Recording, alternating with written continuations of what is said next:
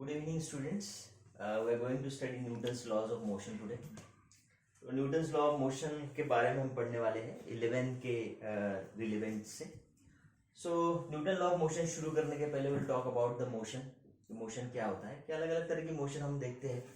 या तो दो टाइप के मोशन जनरली होते हैं, एक होता है मोशन इन रेस्ट और दूसरा और स्टेट ऑफ रेस्ट हम उसको बोलते हैं, या फिर स्टेट ऑफ मोशन. कोई चीज अगर रेस्ट पे है, इस बुक को ऑब्जर्व करें तो ये बुक की कोई वेलोसिटी नहीं है, कोई एक्सेलरेशन नहीं है, तो हम कहेंगे कि ये वाला जो है ये रेस्ट में है. दूसरा अगर आप ब्लेड्स ऑफ फैंस कंसिडर करो तो एक वेलोसिटी से वो घूम रहे हैं, वहां पे एक मोशन है जिसको आप स्टेट ऑफ मोशन कहते हैं. तो अलग अलग तरह की मोशन होती है जिसमें वेलोसिटी या तो जीरो हो सकती है जिसमें स्टेट ऑफ रेस्ट है, वेलोसिटी कांस्टेंट हो सकती है जिसे हम यूनिफॉर्म मोशन कहते हैं. Uniform motion will have the constant velocity या uniform velocity. Uniformly accelerated motion हो सकती है किसी चीज की, कि अगर कांस्टेंट एक्सेलरेशन से वो मूव करे तो यूनिफॉर्मली एक्सेलरेटेड मोशन है. और वेरिएबल एक्सेलरेशन भी हो सकता है कि एक्सेलरेशन जो है वो वेरी हो रहा हो. It may be a function of displacement, velocity, time. Acceleration में vary according to function of displacement, velocity, time.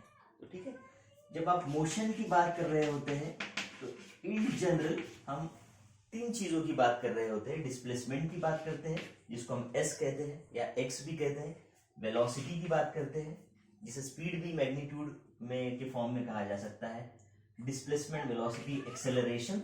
Acceleration जो rate of change of velocity होता है, और acceleration rate of change of velocity with respect to time होता है. तो जब ये चार पैरामीटर्स की हम बात कर रहे होते हैं तो इन जनरल हम मोशन की बात कर रहे होते हैं. करेक्ट. तो ये डिस्प्लेसमेंट होने के लिए, वेलोसिटी होने के लिए, एक्सेलरेशन होने के लिए, किसी पर्टिकुलर टाइम के दरमियान ये सब चीज होने के लिए क्या होता है, किसकी ये वेलोसिटी है, किसका डिस्प्लेसमेंट है, किसका टाइम है. तो किसी ऑब्जेक्ट पे जब आप फोर्स लगाओगे तो ये प्रोड्यूस होता है.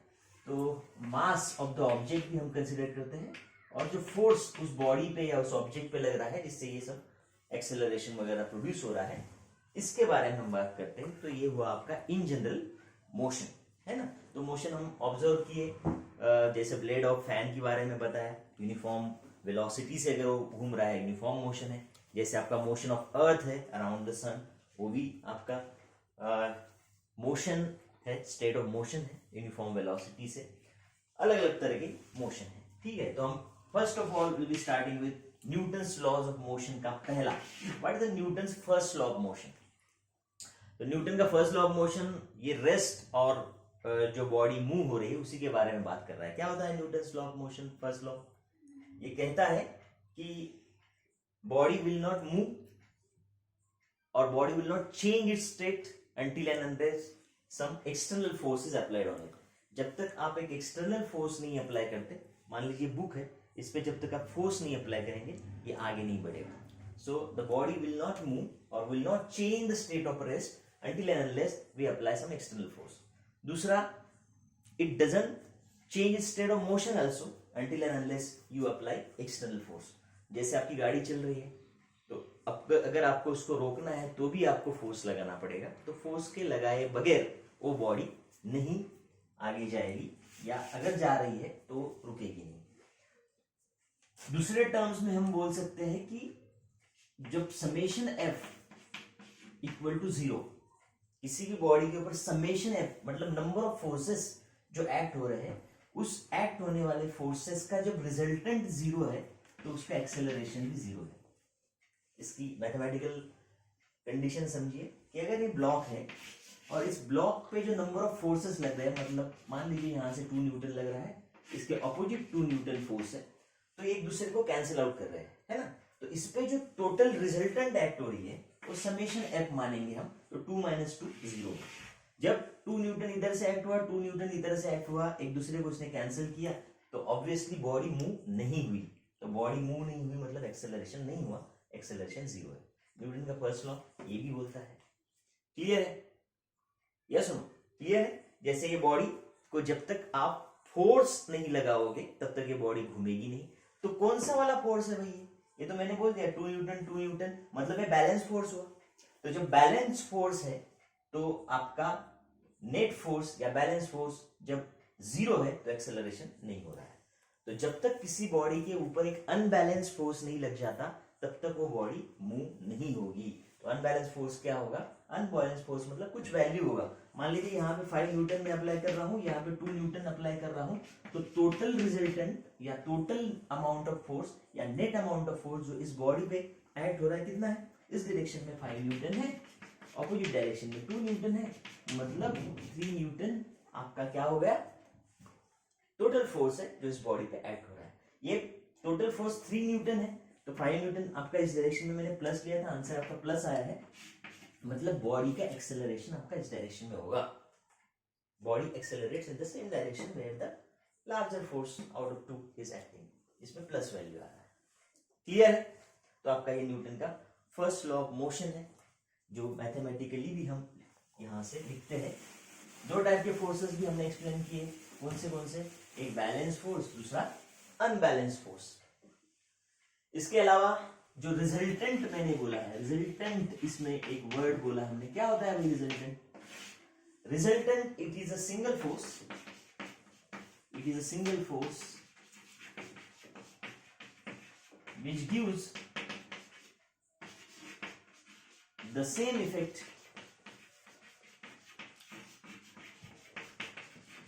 as that of all forces together producing on body or object. ठीक है, together producing on body और ऑब्जेक्ट। ठीक है, तो कोई बॉडी ऑब्जेक्ट मान लीजिए इस तरह से, और इसके ऊपर मान लीजिए फोर्स आपके हो रहे हैं 2 न्यूटन, यहाँ हो रहा है 3 न्यूटन, ऑपोजिट डायरेक्शन में मान लीजिए 4 न्यूटन, है ना, 2 3, तो टोटल फोर्स कितना हो गया उसको बोलेंगे रिजल्टेंट। टोटल फोर्स देखिए 2 इधर एक्ट हो रहा है प्लस 3 इधर एक्ट हो रहा है प्लस 4 ऑपोजिट में एक्ट हो रहा है, तो ये टोटल हो गया है 5 माइनस 4 इज 1 इज यस हो। तो ये समेशन एफ जो है ये रिजल्टेंट है ये 3 फोर्सेस का। मतलब क्या? ये 3 फोर्स ऑल टुगेदर जो इफेक्ट प्रोड्यूस कर रहे हैं इस ऑब्जेक्ट पे, इस बॉडी पे, वही ये अकेला रिजल्टेंट प्रोड्यूस कर लेता है। क्लियर है बात? इस ब्लॉक के ऊपर यहां से 10 न्यूटन एक्ट किया, ऑपोजिट से 7 एक्ट किया, तो इधर का 10 और उधर का 7 मिला के जो टोटल इफेक्ट इस बॉडी पे प्रोड्यूस करेगा उतना अकेला रिजल्टेंट 10 माइनस 7 3 न्यूटन कर देगा। तो ये बात हुई क्लियर है ना? तो इसमें और टाइप ऑफ फोर्सेस के बारे में जानने से पहले फोर्स क्या है, पहले तो what is the force? Force क्या है भाई? Force it is a physical quantity which change the state of motion. Force क्या है? Physical quantity which change the state of motion. State of motion मतलब स्टेट ऑफ रेस्ट को या state of motion को change करती है। कोई body rest में है तो उसको मोशन में कर सकती है फोर्स, कोई बॉडी मोशन में है तो उसको रेस्ट में कर सकती है ना? तो स्टेट ऑफ मोशन मतलब स्टेट ऑफ मोशन रेस्ट भी हो सकता है और state of motion with some velocity acceleration भी हो सकता है। क्लियर? ये फोर्स क्या चेंज करता है? और magnitude of velocity. State of motion मतलब मैग्नीट्यूड ऑफ वेलोसिटी को चेंज करता है ना? ये बॉडी है, अभी इसकी 0 वेलोसिटी है, मैं इसको फोर्स अप्लाई करूं तो इसको कुछ वेलोसिटी गेन हो जाएगा। तो मैग्नीट्यूड ऑफ वेलोसिटी को चेंज किया, स्पीड को चेंज किया। चेंज ऑन डायरेक्शन, डायरेक्शन को भी चेंज कर सकता है ना? फोर्स के अप्लाई करने से मैं जिस डायरेक्शन में फोर्स लगाऊंगा उसी डायरेक्शन में वो बॉडी जाएगी, तो चेंज इन डायरेक्शन भी होगा, है ना? ये चेंज ऑफ शेप भी कर सकता है, किसी केस में ये चेंज ऑफ शेप भी कर सकता है। हर केस में करेगा क्या? डिपेंड कौन सी बॉडी है जिसके ऊपर आप फोर्स लगा रहे हो। एक रिजिड बॉडी है, रिजिड बॉडी का क्या मतलब है? जिसमें डिफॉर्मेशन बहुत कम होता है। तो रिजिड बॉडी पे अगर आप फोर्स लगाए, स्टेबल पे मैं लगाऊं ये वाला छोटा वाला फोर्स, शेप में कोई चेंज नहीं हो रहा है।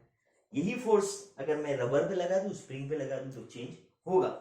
तो इसका मतलब चेंज ऑफ शेप भी फोर्स कर सकता है। तो ये force depending on how this force act, there may be a number of types of forces. जैसे बैलेंस अनबैलेंस हमने पहले ही कर लिया। बैलेंस मतलब इक्विलिब्रियम में जो रखता है, इक्विलिब्रियम। इक्विलिब्रियम का क्या मतलब है?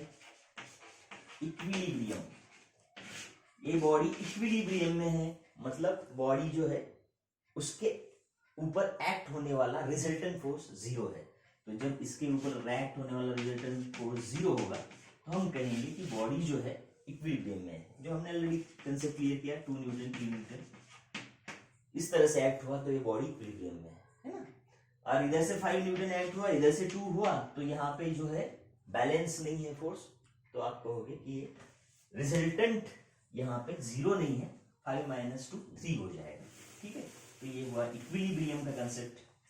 तो यहाँ पे तो हमने केवल हॉरिजॉन्टल फोर्स दिखाया, कभी फोर्स हॉरिजॉन्टल हो सकता है, कभी वर्टिकल हो सकता है, कभी इंक्लाइन हो सकता है ना। तो ऐसे केसेस में क्या होता है कि मान लीजिए ये पॉइंट है, इस पॉइंट के ऊपर नंबर ऑफ फोर्सेस या फोर्स मैंने लिखा है, मान लीजिए F फोर्स एक्ट हो रहा है यहाँ पे, इस ऊपर ये ब्लॉक है मान लीजिए कोई, है ना। तो इस ब्लॉक का जो भी मास होगा, m मास है, तो इसका वेट आपका नीचे होगा mg, और ये F फोर्स इसको बाहर की तरफ खींच रहा है, तो इस फोर्स को हम बोलेंगे पुल फोर्स। टाइप ऑफ फोर्सेस में और 2 टाइप के फोर्सेस है, जो हम बोलेंगे पुल फोर्स और पुश फोर्स। तो ये देखिए, ये पॉइंट पे एक्ट करने वाला फोर्स है, और जो बॉडी को आउटवर्ड लेके जा रहा है, बाहर की तरफ खींच रहा है, तो इसको बोलेंगे पुश। मान लीजिए दूसरा फोर्स है यहाँ कोई इस तरह से, अब आप फोर्स की डायरेक्शन देखिए, इनवर्ड्स है, टुवर्ड्स द सेंटर है, इसको F2 मान लो, इसको F1 मान लो। ये टुवर्ड्स है, इसको बोलेंगे पुश फोर्स, है कि नहीं, और जो बाहर है उसको बोलेंगे पुल फोर्स। इन्होंने मान लीजिए कुछ एंगल बनाए हुए हैं, है ना, कोई तो एंगल बनाए हैं। तो यहाँ पे जब आप रिजल्टेंट फाइंड करोगे तो इसके कंपोनेंट आपको फाइंड करना होगा, राइट। तो यहाँ पे इसके कंपोनेंट जब फाइंड करोगे और सबको जब ऐड करोगे तो रिजल्टेंट बनेगा। तो उसमें और रिजल्टेंट का फॉर्मूला अलग से लगता है Fx Fy के फॉर्म में, उसको हम बाद में देखेंगे। अभी केवल कंपोनेंट देख ले, कंपोनेंट देख ले। तो इस F1 का कंपोनेंट इस थीटा के एंगल की वजह से हो जाएगा F1 cos ऑफ थीटा, ये हो जाएगा F1 sin ऑफ थीटा, है ना। डायरेक्शन वही रखेंगे जो F का डायरेक्शन है। F का डायरेक्शन आउटवर्ड से आउटवर्ड, F का डायरेक्शन आउटवर्ड है, आउटवर्ड, क्लियर। F2 के बारे में देखिए, F2 यहाँ पे है एंगल थीटा, यहाँ जिस एक्सिस के साथ एंगल बनाएगा वो हमेशा cos होगा, बहुत बेसिक मैथमेटिक्स है, उसके बारे में हम देख लेंगे। F2 cos ऑफ थीटा और इसका आएगा F2 sin ऑफ थीटा, ठीक है। तो ये कंपोनेंट केवल मैंने दिखाया, रिजल्टेंट उसका बाद में हम देखेंगे। तो एक न्यूटन का फर्स्ट लॉ ऑफ मोशन है, जो जिसमें फोर्सेस का पता होना आपको जरूरी है। और मैथमेटिकली क्या है, समेशन F, मतलब रिजल्टेंट जब 0 होगा तो एक्सेलरेशन 0 होगा, मतलब रिजल्टेंट जब 0 होगा तो बॉडी मूव नहीं करेगी। ये न्यूटन का फर्स्ट लॉ ऑफ मोशन बताता है। मतलब ये इनर्शिया के बारे में बात कर रहा है। क्या होता है इनर्शिया? इनर्शिया क्या है? 2 अलग अलग चीजें ले लीजिए, मेरा वेट मान लीजिए 70 kg है, दूसरे का वेट 100 kg है। तो एक सेम अमाउंट ऑफ फोर्स लगाने के बाद मैं अगर आगे चला गया कुछ देर, तो 50 kg वाला उतना आगे नहीं जा रहा है।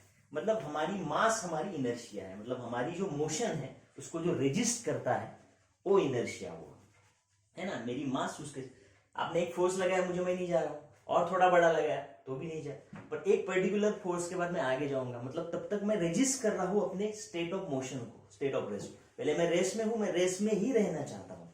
अगर मैं मोशन में हूं तो मैं मोशन में ही रहना चाहता हूं।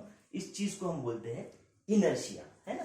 तो ये इनर्शिया लीनियर मोशन की केस में मास ही है, क्योंकि आपका मास ही है जो आपके मोशन को होने को, या आपकी जो बॉडी जो ऑलरेडी स्टेट ऑफ रेस्ट में, उसको रेस्ट में ही रहना देना चाह रही है या मोशन में है, तो it is the inability of the body to stop the motion कह सकते हैं, और it is the inability of the body to start the motion itself, जिसको आप मोशन ऑफ रेस्ट कहते हैं। तो अलग अलग इनर्शिया हो सकते हैं, इनर्शिया ऑफ रेस्ट हो सकता है, इनर्शिया ऑफ मोशन हो सकता है, इनर्शिया ऑफ डायरेक्शन हो सकता है। इनर्शिया ऑफ रेस्ट में क्या बोलेंगे, बॉडी रेस्ट में है तो रेस्ट में ही रहने की कोशिश करेगी। डायरेक्शन में है, सॉरी, इनर्शिया ऑफ मोशन में क्या है, अगर मोशन में है तो मोशन में ही रहने की कोशिश करेगी। डायरेक्शन एक पर्टिकुलर डायरेक्शन है तो उसी डायरेक्शन में जाने की कोशिश करेगी, वो इनर्शिया होगा। तो इनर्शिया ऑफ रेस्ट का एग्जांपल देख ले, है ना। इनर्शिया ऑफ रेस्ट, एक बस है, इस बस में मैं हूं, ठीक है, बस और मैं दोनों रेस्ट में है। जैसे बस स्टार्ट हुआ, बस आगे चला गया, तो मेरी बॉडी जो है पीछे की तरफ जाएगी। मतलब क्या कि बस के आगे जाने के साथ मेरा जो फीट है, जो टच कर रहा है बस को, वो उसकी मोशन तो अचीव कर लेगा, लेकिन मेरा upper part of body resist करेगा उस मोशन को, तो उसको बोलेंगे आप मोशन ऑफ और इनर्शिया ऑफ रेस्ट, है ना, inertia of rest. Inertia of motion मैं एक गाड़ी में हूँ, इस बस में हूँ और गाड़ी चल रही है, उसी डायरेक्शन में मैं भी हूँ। तो गाड़ी चल रही है और मेरा वेलोसिटी, गाड़ी का वेलोसिटी, दोनों का मोशन एक ही है। फिर मैंने जंप मार दिया ना अचानक से, जंप मारने के बाद क्या हुआ, मेरा फीट टच हुआ ग्राउंड को। जैसे ग्राउंड को फीट टच हुआ तो मेरी वेलोसिटी यहाँ 0 हुई, लेकिन बॉडी तो ऑलरेडी मोशन में है जो उसको रेजिस्ट करेगी, जिसकी वजह से मैं गिर जाऊंगा। इसी तरह से मोशन ऑफ डायरेक्शन भी और इनर्शिया ऑफ द डायरेक्शन भी हम बता सकते हैं। एक कार है, कार में मैं बैठा हूँ, मैंने शार्प टर्न लिया तो कार इस तरह से घूमेगी because of the unbalance force of engine, मैं बाहर की तरफ खींचा जाऊंगा। मतलब मैं अपनी पोजीशन ऑफ डायरेक्शन को चेंज नहीं करना चाहता, इसे तो हम इनर्शिया ऑफ डायरेक्शन भी बोलेंगे। तो इस तरह की बेसिक चीजें हैं जो फर्स्ट लॉ ऑफ मोशन से जुड़ी हुई है। न्यूटन के सेकेंड लॉ के बारे में हम आगे बात करेंगे। तो यहाँ पे बेसिक चीजें जो हमने पढ़ी मोशन के बारे में, टाइप्स ऑफ मोशन के बारे में, टाइप ऑफ फोर्सेस के बारे में, रिजल्टेंट के बारे में, ये सब अप्लाई करके हम न्यूमेरिकल सॉल्व करेंगे नेक्स्ट लेक्चर में। चलो ठीक है, इतना कर लीजिए।